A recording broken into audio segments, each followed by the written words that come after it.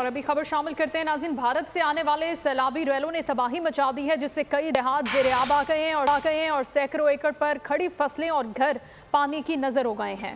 भारत से आने वाले सैलाबी रेलों से तबाही, कई देहात ज़ेर-ए-आब, सैकड़ों एकड़ पर फसलें बर्बाद। भावल नगर में पानी के तेज बहाव की वजह से मोमिका का हिफाजती बंद टूट गया। 25 से ज्यादा आबादियां ज़ेर-ए-आब आ गयीं, जबकि दर्जनों बस्तियों का जमीनी राब्ता मुनक़ता हो गया। मुतासरा आबादियों से लोगों की नकल मकानी जारी है। सैलाब आया, उससे घर के चारों तरफ पानी ही पानी है। हमारी फसलें तबाह हो गई हैं और हमारे घर की दीवारें भी बहुत सारी गिर गई हैं। चांद मकाम बचे हैं। हमें हुकूमत से अपील है कि हमारी माली मदद की जाए। पाकपतन में सैलाबी रेलों ने 80 किलोमीटर के इलाके में तबाही मचाई। कई फसलें और बस्तियां ज़ेर-ए-आब, मुतअद्दिद मकानात, कीमती सामान समेत माल मवेशी बेरहम मौजें बहा कर ले गईं। एक महीना हो गया सैलाब आए नूं। इत्थे जनाब कमरे तुसीं वेख रहे हो कि हालात हो